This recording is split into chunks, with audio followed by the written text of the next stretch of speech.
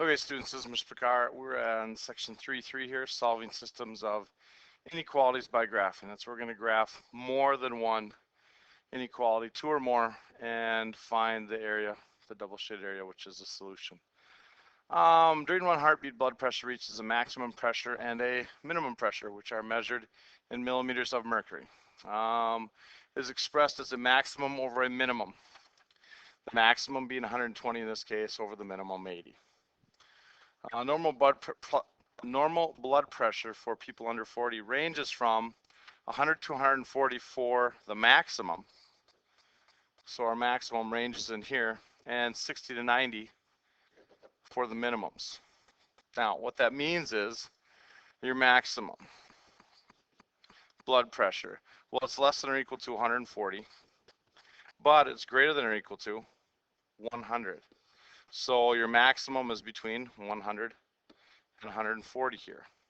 Okay, so your minimum, it's like a compound inequality. It's an and statement, basically. Your minimum is less than or equal to 90, but greater than or equal to 60. So it's another compound inequality here. Now, what this looks like when you graph it is right here. Maximum blood pressure. It's less than 140, but it's greater than 100. So you can see this little shaded box in here. It's between 140 and 100. But for the minimum, it's less than 90 and greater than 60. Now this, which creates this box.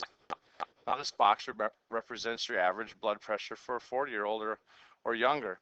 Your maximum doesn't get bigger than this, and your minimum doesn't get bigger than this. It's right in this. Actually, it's quadruple shaded area is your average blood pressure. And this is kind of like a linear programming problem, which what we're working with today, we're working with solving systems of inequalities leads to linear programming. So Class C catering needs at least 15 food servers and 5 bussers to cater a large party. In order to make a profit, they can have no more than 34 food servers and 7 bussers working at an event. Write a system of inequalities. Well, first of all, food servers. We'll call that, I don't know, F. And bussers. We'll call that B. Well, the first thing it says food servers, you got to have at least 15, but you can't have more than 34.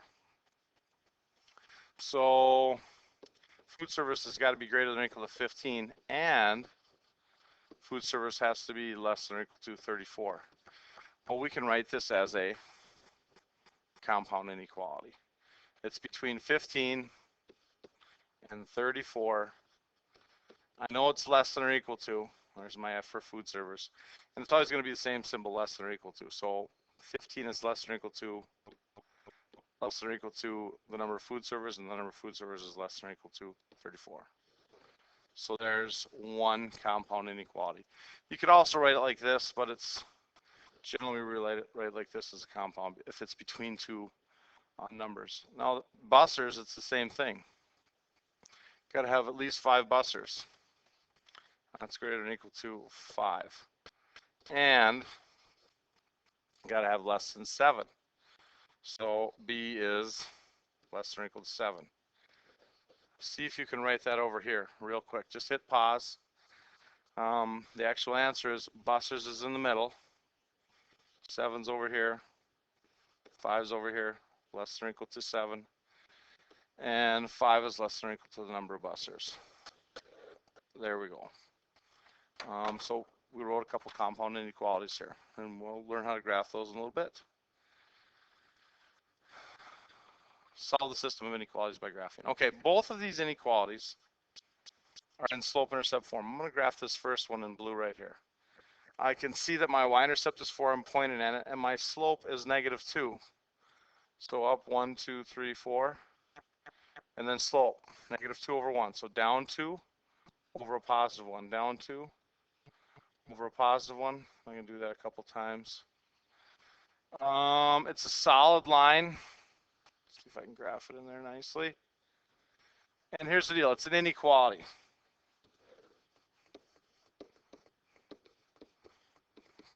So we need to shade either the right side of this blue line or the left side of this blue line. And I'll use the checkpoint 0, 0 right here.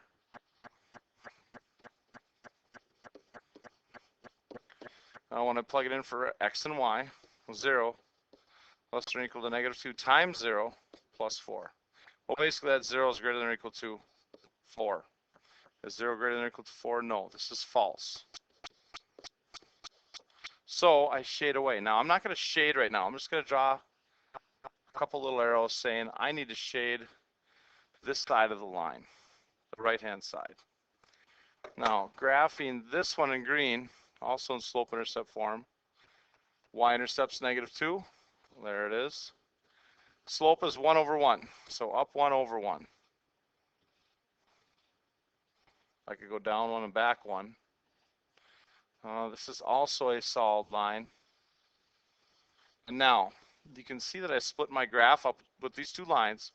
1, 2, 3, 4 different little areas. One of these areas, one of these 4 areas is going to be the double shaded region. Those points are going to represent the solution for this system. Well, for the green line, we got to shade either above it or below it. So, right here, let's use the checkpoint 0, 0 again here.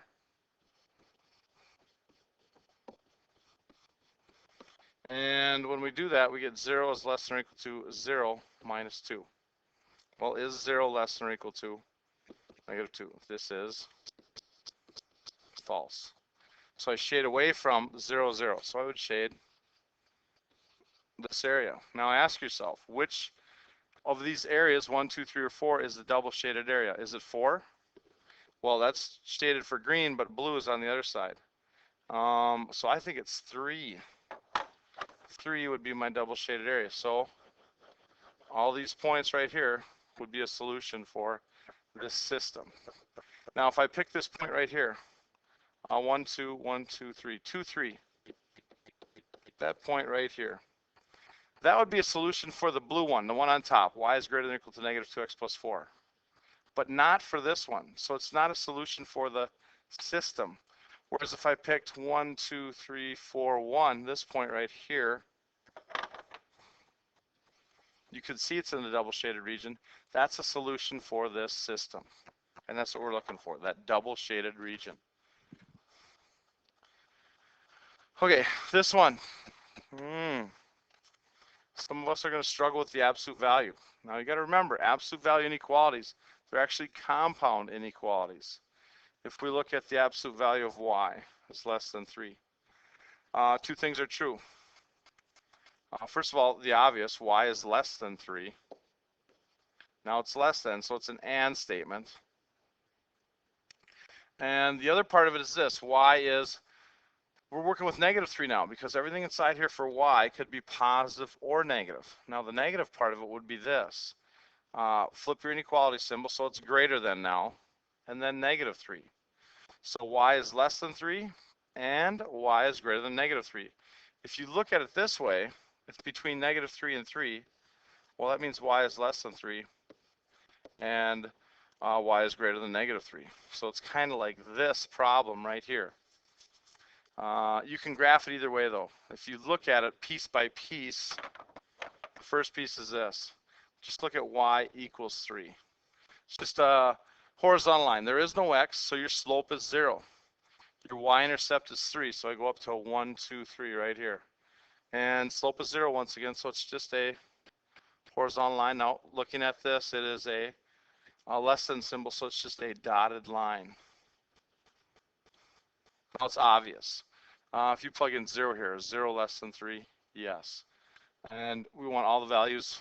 And when it's horizontal or vertical, horizontal lines like this, it's real simple. If it's less than 3, it's below 3. Looking at this one now, let's look at y equals negative 3. Once again, it's a horizontal line. 1, 2, negative 3. It's a dotted line. And obviously, y is greater than negative 3. You're going to go up. So right now we have this little beam of double shaded area here between 3 and -3. We still have to graph y is greater than or equal to x minus 1. So really what we're looking for is a triple shaded region here.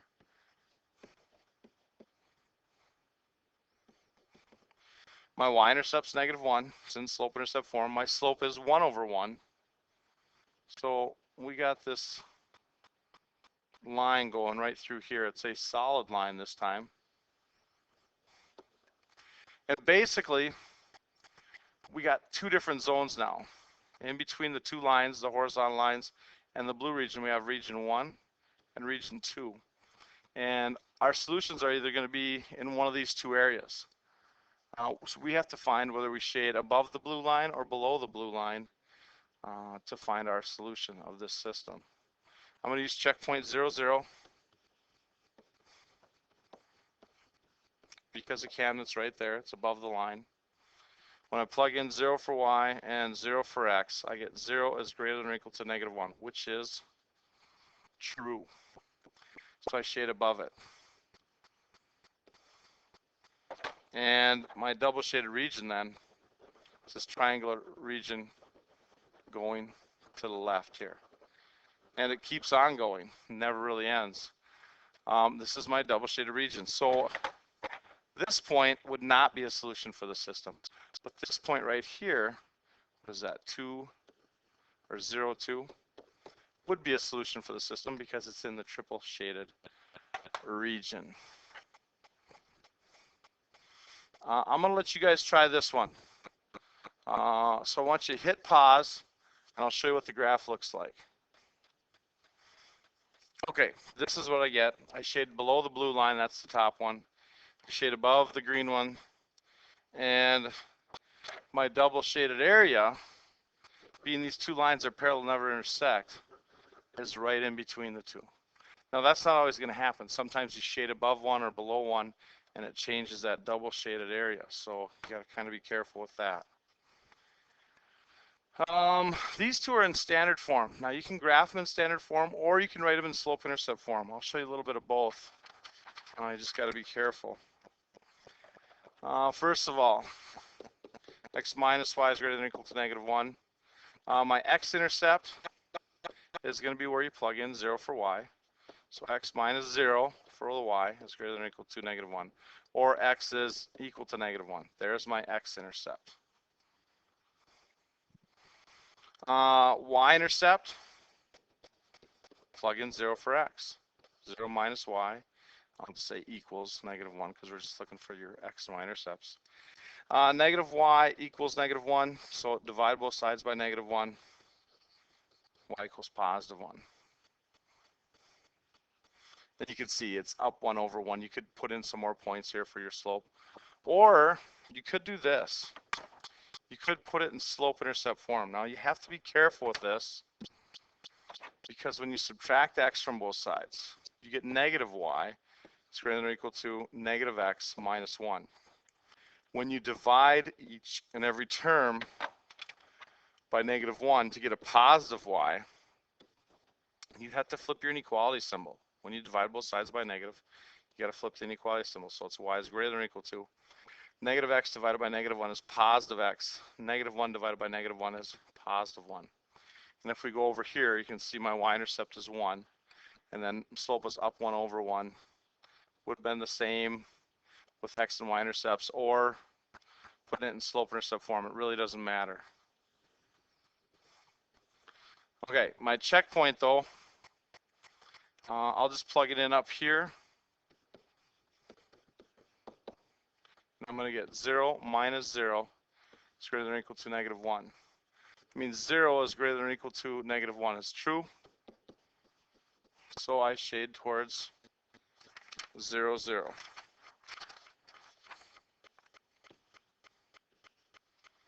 Graphing this last one.